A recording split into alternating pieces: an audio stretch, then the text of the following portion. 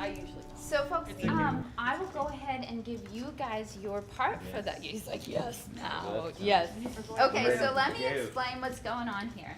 So what I'm giving you are identical copies. Thank you. You're welcome. Of half of a quote, and they're very. I won't do you because you probably have to focus. So what the aim of this is. So as more people come, you want to find who has the other half of your quote.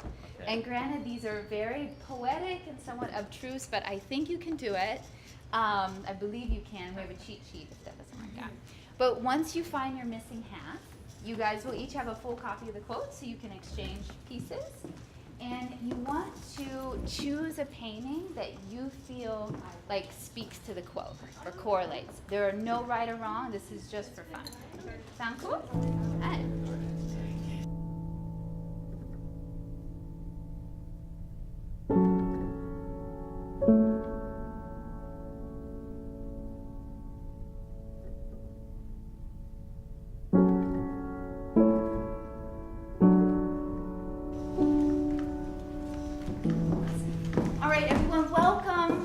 I'm so happy that you're here, and this is a nice, intimate crowd. So I'm going to share the story behind this series and talk about this mystical text that it has a connection to. And then towards that later part of the talk, I'll call on you guys with your quotes and you share the painting that you correlated with it. So it'll all make sense. So welcome to the 7 Valleys of Summer art exhibit. This is the name of the series. And this exploration of life as a spiritual journey. And all of this is based on and inspired by this mystical Baha'i text that the series is actually named after, called the 7 Valleys. And before this train here leaves the station, I just wanted to take a moment to linger on that theme of life as a spiritual journey. And to suggest that this isn't just some sort of new agey, fluffy idea that we're gonna talk about here and forget about, but actually this is a incredible, powerful tool to develop this perspective, to then frame all of our experiences in an understanding that this is for our soul's evolution and growth, and that this gives us fortitude and a true empowerment to handle anything that life throws at us. So this series was created during a particularly intense period in my life. And I'll speak a little bit more about that in a moment. But first, I want to share the symbol of alchemy that I think is a great symbol of art and spirituality, both of the topics that we're exploring here today. And what I mean by that is, from the base materials of life and the base experiences, something wholly new and in fact more valuable is created. And that's actually how I see each of your presence here today. You may not have realized that when you decided to come, but we're actually creating this alchemical experience. We are the ingredients, and we're all sort of affecting this. And we're going to learn from each other and create an experience that exists only right here now and is never going to be recreated again in the same way. And I hope we all leave with something of true value and inner resonance that stays with us. So the Baha'i writings are unique in the directness with which they speak about the role of the arts in society and in personal transformation. Abdu'l-Baha, one of the central figures of the Baha'i faith, he says that when an artist grasps the paintbrush, it is as if he is at prayer in the temple. And Baha'u'llah, in the most holy book, the Kitab-i-Aqdas, says that artists and craftsmen advance the affairs of mankind. Advance the affairs of mankind. Now, I don't totally know what this means.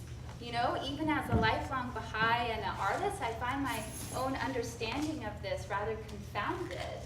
But I know that it means that art of all forms is much more than some sort of indulgent self-expression or even decoration or entertainment. I know from my own experience of being an artist that I learn a great deal about the process of spiritual growth, about chaos becoming order and sometimes back again, and becoming somewhat comfortable in that space. Detachment, overcoming my own inner obstacles, and connecting with forces of joy. And I wonder if an artist is going through these experiences as they make something, what effect not only does that process, but even the finished work have on those potentially who partake of it and the world around them. So the Seven Valleys, this mystical Baha'i text, was written by Baha'u'llah in response to someone who was a student of Sufi philosophy. And the aim of the Sufi quest was no less than the attainment of the presence of God. And in the Seven Valleys, Baha'u'llah is describing each of the 7 stages that an individual soul goes through along this path to this ultimate goal. And I don't know about you, but to me, that goal sounds so lofty. It sounds so great, big, huge, like something I maybe have never even considered, that it risks not feeling personal or relevant. And so, for the sake of this discussion and getting the most out of it, I want to propose that maybe this great, big, huge goal is what we're all seeking, and maybe we just call it different things, like happiness, or success, or peace, purpose even. But maybe these are all different ways of describing the same thing. So to boost this point, I'm going to share 2 quick anecdotes. So the first comes from the British sage Paul McCartney. So it's the mid-60s, and it's the height of the Fab Four, and he's at a party, and he's like out of his mind on something. And of course, he discovers the meaning of life. This is a true story, by the way. Paul McCartney discovered the meaning of life. So he knows that this is actually really important, and so he gathers a pen and paper, he writes it down, puts it in his pocket, and forgets about it. And then a few days later, he's wearing the same coat, and he finds a piece of paper, and he's like, oh yeah, I discovered the meaning of life. And he opens it up, and all it says is, there are 7 levels. And another story I'll share is from one of my favorite writers and speakers, Jordan Peterson. And he shared the opinion that if an artist knows what he or she is about, if the artist knows the moral of the story, so to speak, then it's not art, it's propaganda. And that true art unfolds for the artist as it does for the viewer. That it may begin at the artist's own experience, but it extends beyond it. And I think that's a powerful idea, that it's not a creator, an artist's job to make you woke, to teach you something, but rather, hopefully, to bring something forth that we can then examine together. And as I mentioned, I never set out to depict the 7 valleys, and I will share the story of their creation, but first I would like to highlight the fact that it was a challenging time, and we all go through heightened periods of struggle and agitation, and I think the most important reminder in those times is absolutely that things change, that circumstances evolve, and often profoundly for the better. And for me, each one of these paintings is like a tangible proof of that reality, like the sand in an oyster that causes great agitation, and certainly the oyster would wish it wasn't happening, but then from that process, a pearl is brought forth. And in this case, the paintings are also the magnets that are bringing us together right now. So the story goes back actually to when I was a little girl. Ever since I was an early adolescence, I've been in the field of acting and film and television. And in 2013, I moved to the LA area, just a very natural progression of this. And in one of those sort of divine comedy situations, Once I was there, this long-distance courtship arose that started to bring my attentions back to Texas. And of course, it just had all the perfect nuances, you know, to affect me. But most importantly, it created just enough detachment from the path that I was on to begin to examine it with new eyes and really question the integrity of that path for me. So what I did in the summer of 2017, I came to New Braunfels to be in Texas to have this sort of experiment, to see what it was like to not be long distance. And the trade-off that I made, since I wouldn't be in LA auditioning and acting, was that I would train in painting under my mom's tutelage, who's a really accomplished, wonderful artist. So once I was here, two things happened very quickly. The first was that I began to fall in love with the studio practice. I found a great relish in creating visual art and a profound confirmation in the work itself. And the other thing that happened was that the courtship dissolved rapidly, dramatically but rapidly, and mercifully so. And you all know from your experiences of loss and transition, heartbreak, one way or another, that those are really painful times. But what also often happens in those times is a sort of coming to our knees, calling on our Creator. And I found myself drawing on those forces with renewed earnestness and asking really important questions, like, why am I here? Not just why am I here in Texas right now, but why am I here? And you see, that situation was just the tip of an iceberg of this much bigger and deeper transition that was happening within me and in my own life. It was that summer, as definitively as life gets, because of course life is not a super crisp 2-hour movie where everything is tied up, you know, rapidly, but it was the end of my old world. The goals and priorities and self-identifications that went along with that, and it was the discovery of a new world and a new calling that felt more authentic than the old one ever had.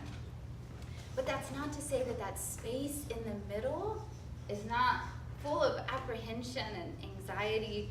And I bring that up because I know that we all go through ends and beginnings in our lives many times.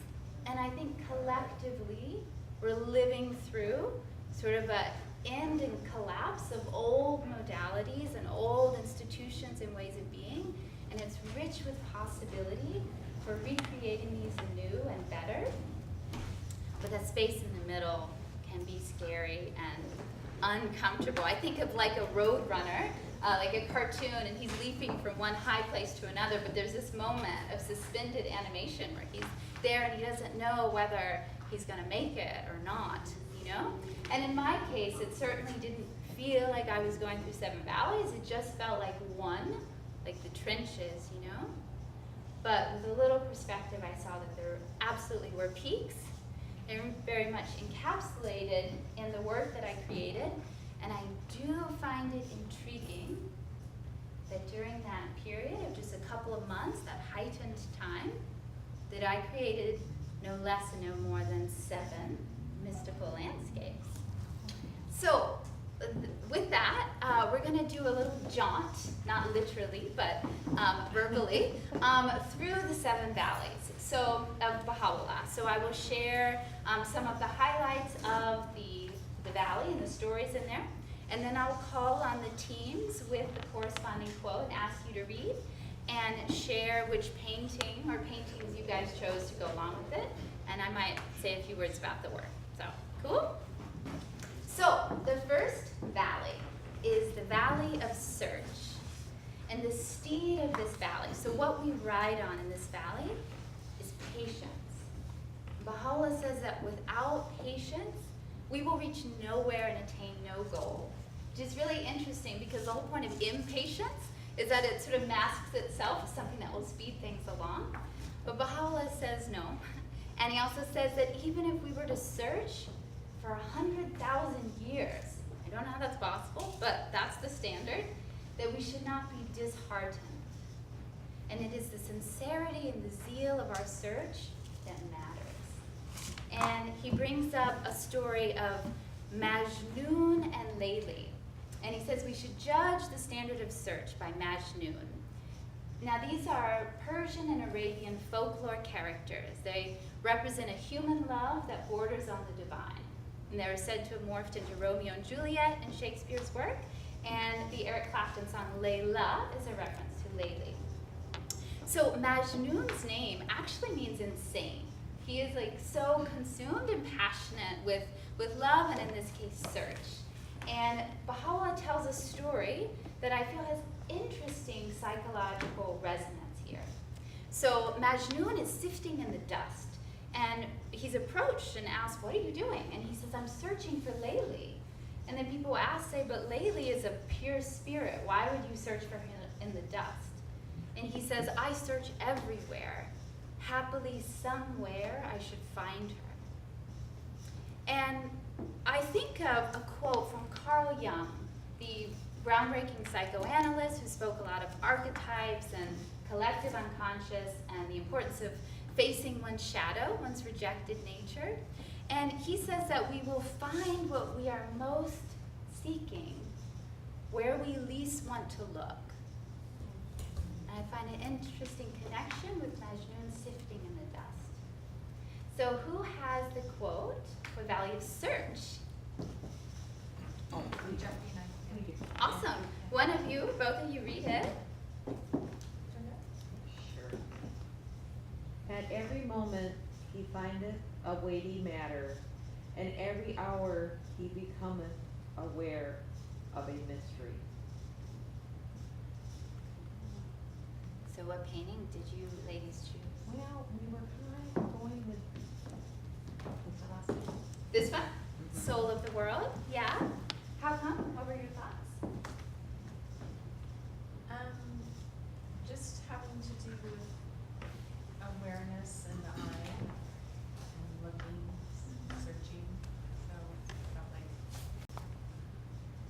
and the tree and what comes from it. Totally, the eye of search. Yeah. This painting, The Soul of the World, it's actually a literary reference from a pretty popular novel. Does anyone know The Soul of the World, what book that's from? It's from The Alchemist by Paulo Coelho. And the soul of the world is actually a character in that book. It's a force. It's a force in the universe that wants us to achieve what we are meant to do in this earth. They want us, this force that wants us to be all that we can be. In the book, it's called Achieving Your Personal Legend. And this is a benevolent force, and it encourages us. It gives us beginner's luck and things like that, but it also challenges us ruthlessly to ensure that we have learned the lessons and developed the strength that we need to be who we are meant to be. So if we catch a whiff of what we are searching for in the Valley of Search, we come to the Valley of Love. But this is not a place of like teddy bears and chocolates kind of love. This is an intense, consuming, rapturous place. And the steed of this valley is actually pain. And on some level, we all know this, right? Baha'u'llah says if it wasn't for pain, we would never leave this valley. So who has a quote for the Valley of Love?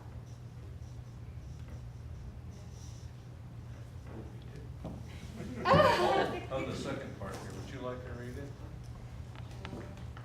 In this city, the heaven of ecstasy is upraised, and the world's illumining sun of yearning shineth, and the fire of love is ablaze. And when the fire of love is ablaze, it burneth to ashes the harvest of reason. It's so visual. Would you read it one more time, just a little louder? Your turn. Do you have the whole thing? Full Yes. quote? Okay. Thank you. In this city, the heaven of ecstasy is upraised, and the world illumined sun of yearning shineth, and the fire of love is ablaze. And when the fire of love is ablaze, it burneth to ashes the harvest of reason. So which painting or paintings did you guys choose? There? The red. Yeah? How Yeah. come? I kept seeing a blaze, and I was thinking of the reds and the yellows and the oranges make me feel like fire and passion. And it says like the sun of yearning shineth, and I see that it's like it's more of a sun looking versus the rest that look kind of moonish. Yeah. So The city is upraised. Awesome. I kind of set you up for that one because it kind of looks like a city and it speaks of a city. Yes. And there's ashes, that's Bottom the ashes. ashes at the bottom. harvest of reason. Cool. Yeah, I totally see it. That mean that love is sometimes unreasonable? Yes, Yeah. for sure. Yeah, he says Doesn't it. always make sense. It's something like it burns away the harvest of reason.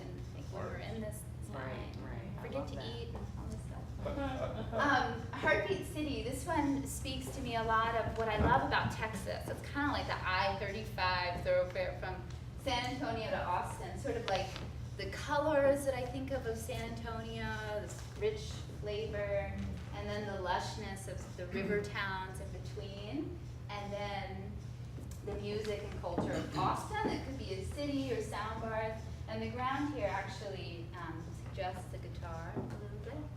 Definitely is, yeah. That string, I just thought was a string. So if we escape from the claws of the eagle of love, we find ourselves in the valley of knowledge.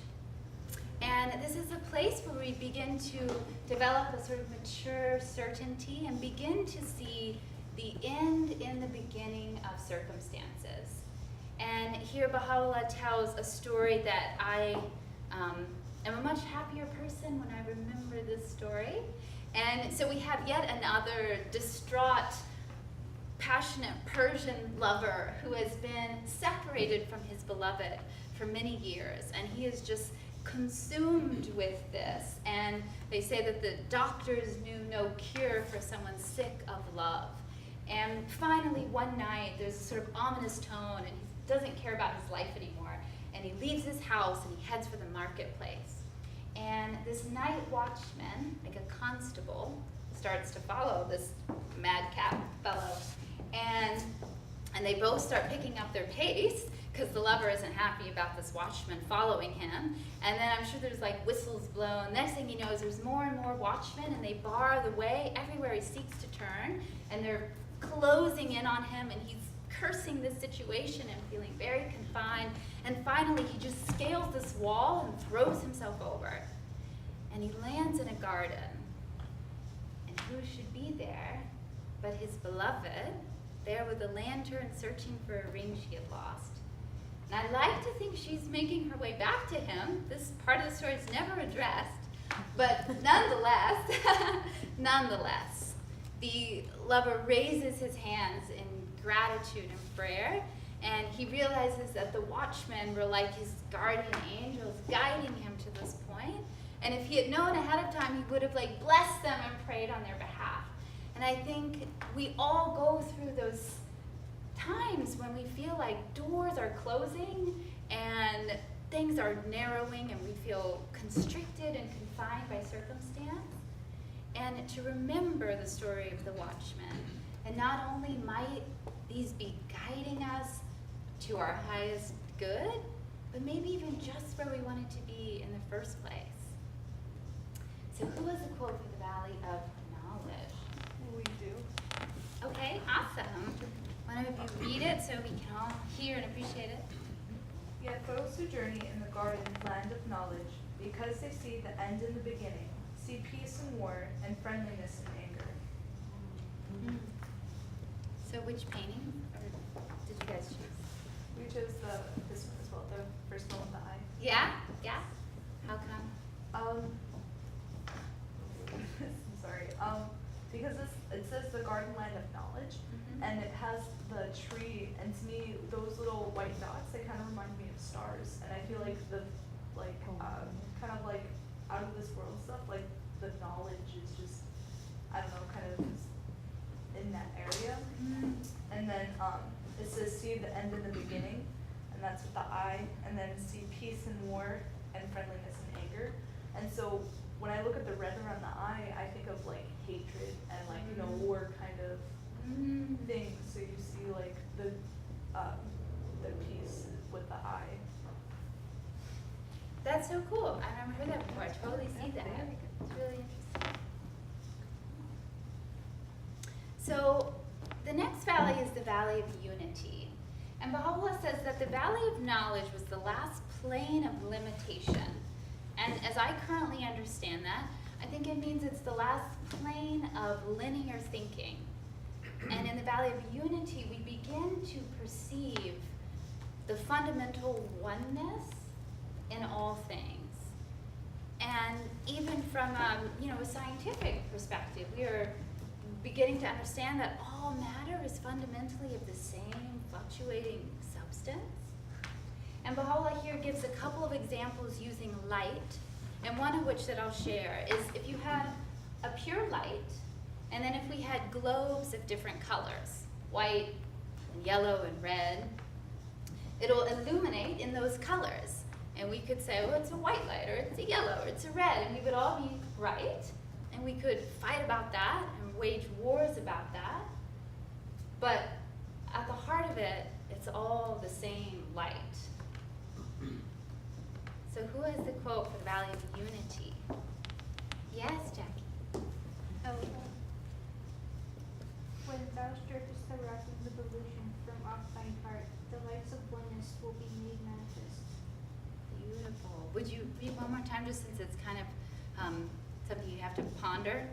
Oh, when thou strippest the wrappings of illusion from off thine heart, the lights of oneness will be made manifest. So which painting did you choose? Well, I chose that one. Which one? Week 22? That one I chose. Heartbeat City, the red one? And my Okay. partner also chose the girl. Daughter of the Moon. Is your partner still here? Yeah. Yeah, awesome. Yeah. Well, both of you, I'd like to hear, let's start with the Daughter of the Moon since we haven't talked about that one. Why the Daughter of the Moon? So to me, the quote kind of meant how, I don't even know if I was on the right track, but I was kind of thinking like, how all of us kind of walk around with not a mask per se, but not completely like bearing like our true self like completely, we kind of like cover ourselves. So to me, it's kind of like whenever you uncover that, the real light kind of shines out. So in that painting, she just looks so like comfortable and like stripped from any type of like mask or any like coverage, and she's just like being herself. So that's why I chose that painting. Yeah, that's awesome. That's beautiful too. Very true. And what about you for Heartbeat City? Kind of depressing a little bit. Okay, let's go for it. Kind of depressing, she said. Okay. The heart is that little orange circle at the bottom of the tree. Yeah. And the blue strips are the strippings. Oh. So it hid itself from the ground, like not exposing itself to the light, and it hides so much that it grew a mask. Wow. So it can never, feel the light or feel true happiness. Wow. That's profound. Be That's very really Jungian as well. What's that? Be very like Jungian, like creating that mask that hides that light from you, but that mask that we always create, take is the real, but the light behind you. That's so interesting. Love it. One word about Daughter of the Moon. This one, more than anything else, it speaks to a lot of my early influences, like old films, even silent film era, and Art Deco and Art Nouveau, and there's something sort of mythological about it, and space and lava, and so stuff going on, and that's sort of timeless and time-defying as well. So from the Valley of Unity, we find ourselves in the Valley of Contentment, and it sounds like a delicious place to be, the Valley of Contentment. And I think it's worth reflecting that this is not the end of the journey. I think, in my case anyway, there's a resistance to contentment because there's a fear that that's the end of growth, but this is just a stepping stone along this bigger journey. So who has the quote for the Valley of Contentment? Yeah? How about you go, okay? Okay. Although to outward view, the wayfarers in this valley may dwell upon the dust, yet inwardly they are throned in the heights of mystic meaning. They eat of the bounties of inner significances and drink of the delicate wines of the spirit. So which paintings did you guys choose? You go. Uh-huh. I think it shows a lot of them, probably all the ones in the middle. But I think we're sort of tempted in a way to see it, one with the giraffe, right? I mean, it's in the Yeah. valley and there's dust, clearly there's dust, also with the tree. I think in this there's this sense of, some small item, kind of like we are, right? A giraffe, a tree, a person, something on this earth. Even the buildings themselves, just looking like skyscrapers or what could be buildings, they're still really tiny when we think, because if that giraffe pen is there, and yet while you might seem like you're looking into this vast beyond, you're content in the sense of you understand your connection, that while you might be something tiny in the scope of time, history, the moment now, creation itself, you're also at once cosmic too, right? And there's there's in these there's a spatial thing that's really interesting with the lines going across. They're kind of like in a way here this giraffe is separated from the heavens by these what look kind of like bars. But it's interesting because the moon is also on this side of the bar, so it's not really those, but yet content to be just a part of that, regardless of what could be Yeah. bars as well. And so I think that sense of just being at peace, looking out to something way beyond, and so much more vast than we are ourselves, yet feeling that sense of calm in the midst, in the knowledge of just knowing that you're cosmic at the same time. So I think that's what. But I think you could say the same for the thoughts of, and something I think even beyond the thoughts of the tree, right? Just the being of the tree, or really all of this. Wow, that's so amazing. The idea that we're at once tiny and cosmic at the same time. I love that. The giraffe under the moon, I have sort of a special relationship with this one. It was in some ways the first of the series that I completed, and I love its simplicity. And the day that I painted the giraffe, I sort of came into the studio with painter's block. I had all these half-finished paintings, and I wasn't really feeling very confident about moving forward. And I even thought about taking the day off, and I thought, no, then I'll have the same situation tomorrow. So I'm going to press forward. And I thought about this story that supposedly, and I believe it's true, Sam Shepard, the playwright, counseled a young Patti Smith, the punk poetess. And he told her, when you hit a wall of your own perceived limitations, when you hit a wall, kick it in. And I thought about that the day that I finished the painting, and it's in my head, kick it in. So I have a special relationship with that. So from the Valley of Contentment, our contentment has grown so full and so rich that we find ourselves in the Valley of Wonderment. And we are at every moment struck by awe and amazement as we perceive the signs and evidences of the divine all around us. And here, Baha'u'llah refers to what he calls the phenomena of the dream, and asks us to consider how at nighttime we sleep and we're on our bed and the windows are barred and the doors are shut, and yet we have these experiences of moving in far off lands and speaking with people and hearing sounds. And yet we have all of these perceived experiences without leaving our bed. And he says that these mysteries have been placed within us to confound purely rational philosophers. So who has a quote for the Valley of Wonderment? It's one of my favorites. Yes, go for it. Dost thou reckon thyself only a puny form, when within thee the universe is folded? Dost thou reckon thyself only a puny form, just like what you were saying, when within thee the universe is folded? So which painting did you choose and whoever your partner is? My partner, I think. Dave, yeah. What did you guys choose? We talked about the second to last one. Daughter of the Moon? Yes. Uh-huh. Do you want to explain it? He does, Dave does. Sure. Yeah, so we were thinking that, in the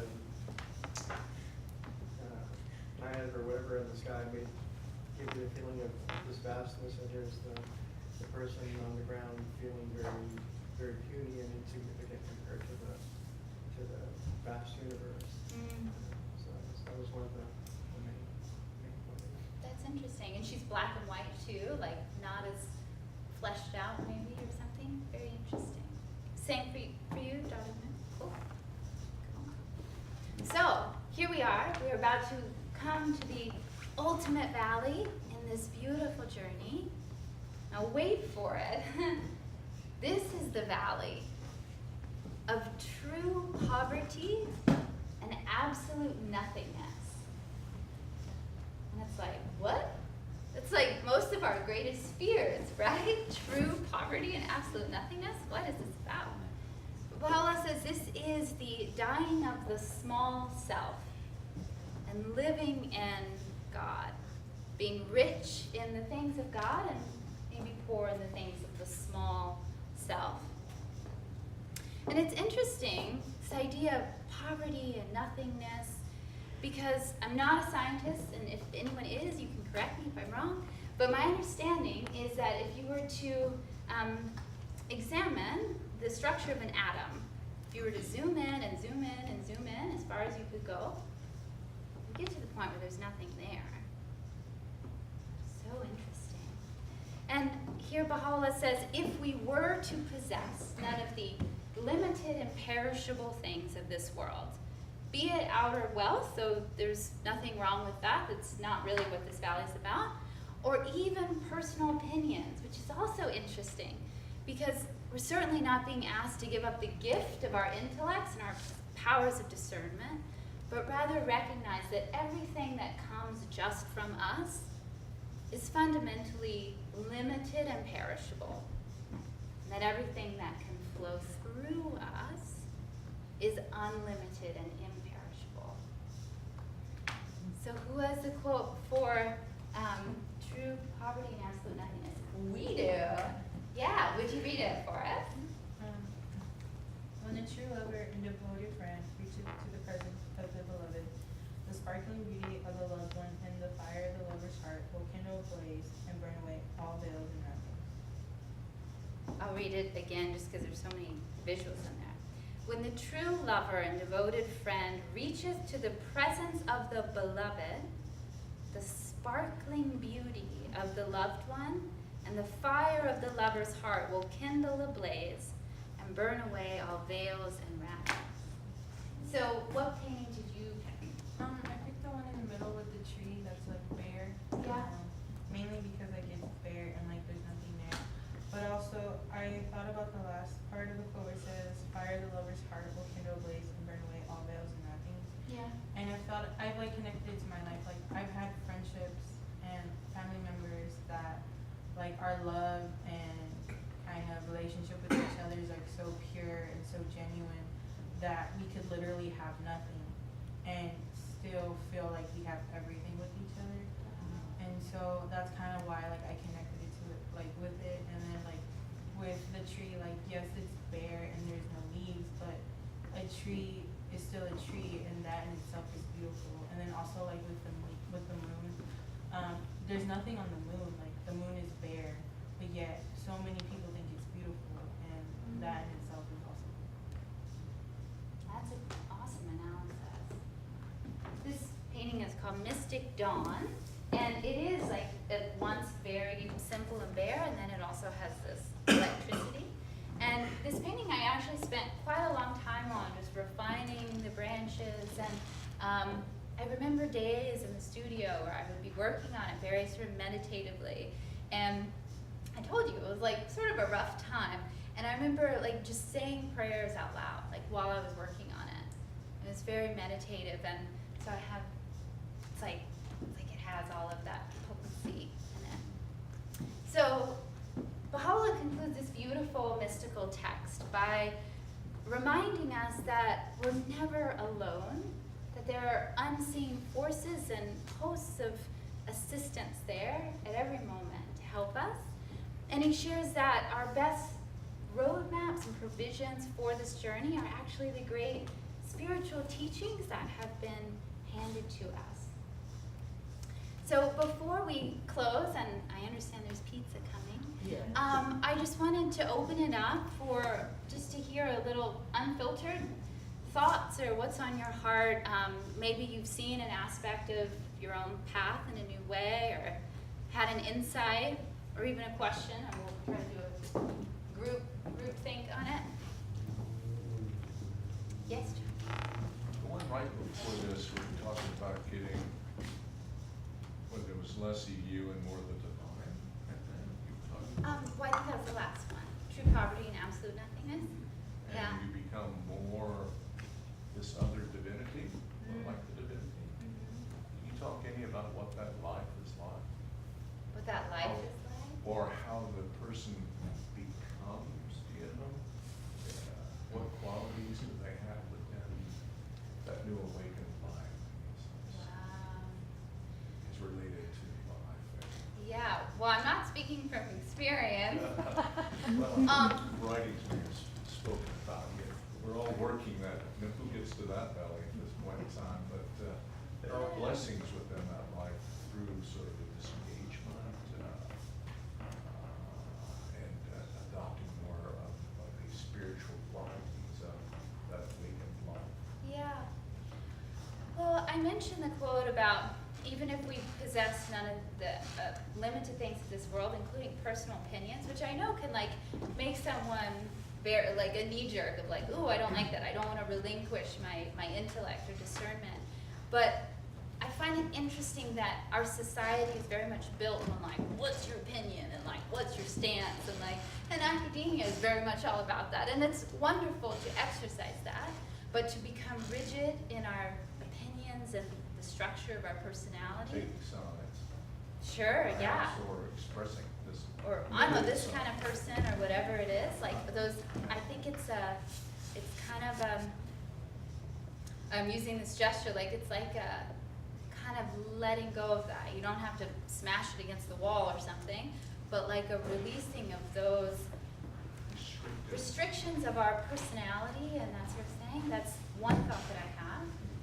Anything else that someone else wants to chime in for? What does that mean to be more of something that is worked through rather than I will do it myself? Like Or restriction. certain confidence you receive in living in the more divine life as opposed to the life where you are in a more divisive place or protecting your own sphere or. Like confidence in how to like you almost feel like you're not worried to have that confidence or not. It just sort of There are is. gifts of the blessed life, perhaps, in that deeper journey into the indwelling of the spirit as you travel that path, the greater indwelling, I guess.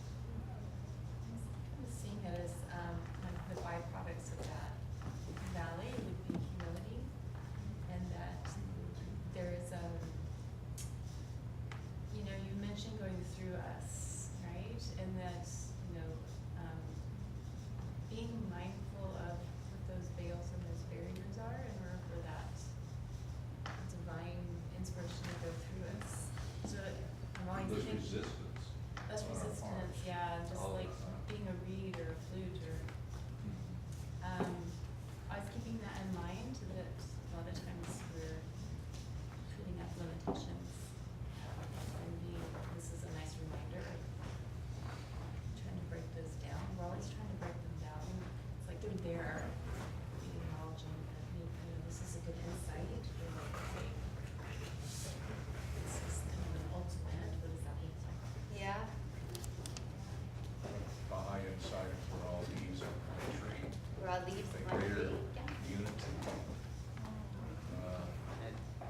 series are talking the same in terms, similar in a way.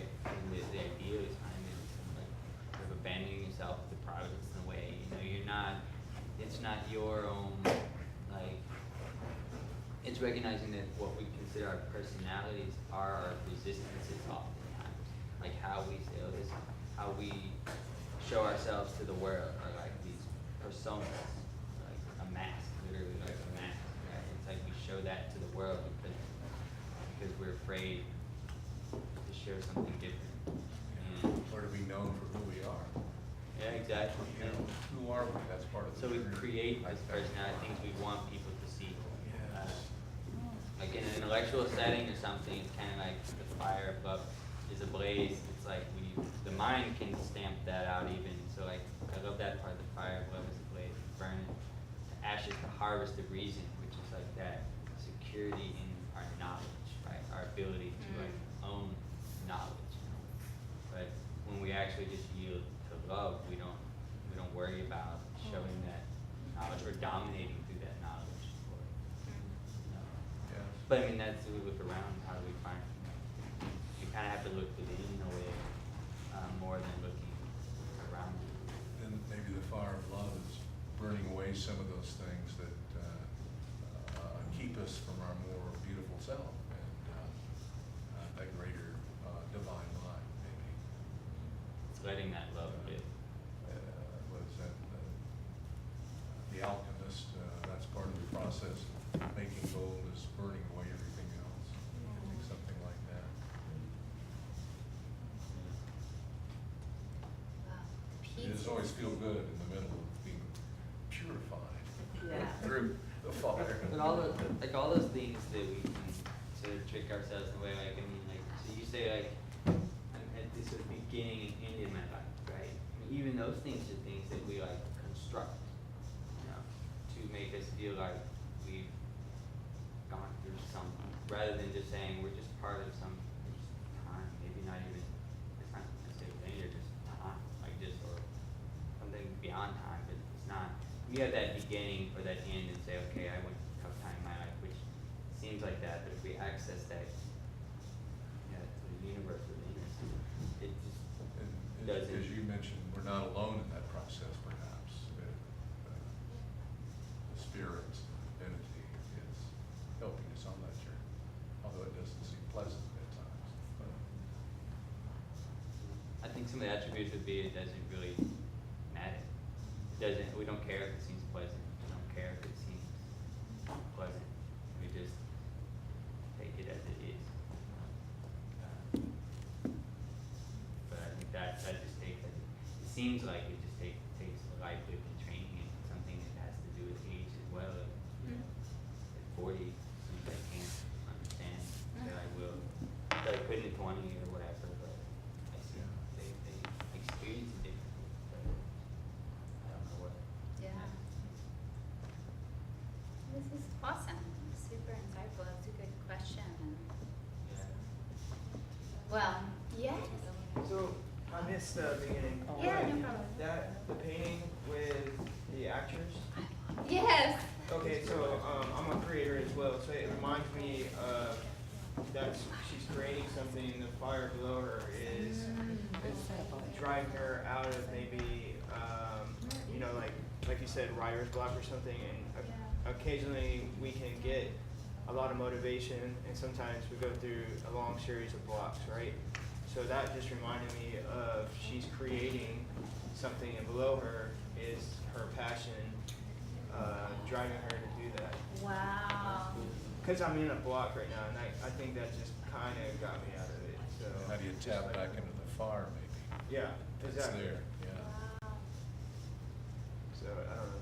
Be fearless and let it burn. Yeah. Yeah, kick it in. Yeah. Kick it in. Yeah, stress doing other jobs you don't like doing kind of ruin your creativity, but you can always bring it back when you're taking time off and really listening to your inner self, right? Yeah. Well, I'm not sure if you've noticed, but there's pizza here. So before I let you go, I just want to say, first off, you guys have been awesome. This is the most insightful crowd that I've ever had the pleasure of engaging with. You guys had some awesome And things to say. intellectuals here at the university. Yes, I guess that's it, the university, but also a bunch of artists and. So I would love to give this talk in more places, to more groups and venues, organizations. So you might have an idea for me or a lead for me, please share. Because I'm very passionate about this and I want to present more places. And I'm also very open to hearing more insights or any feedback that you might have. So for that purpose, I have these feedback sheets for, again, your insights or feedback. I'm just going to pass it around. You don't have to fill it out immediately, but I really appreciate it. And if you want to put your contact information, there will be a drawing for an original 2x2 Jacqueline Claire painting. Everyone wins. Somebody wins every time. So yeah. And all of these images are available as prints in the back and more as well. So you guys were really beautiful and awesome. Thank you for coming. So you can go get pizza now.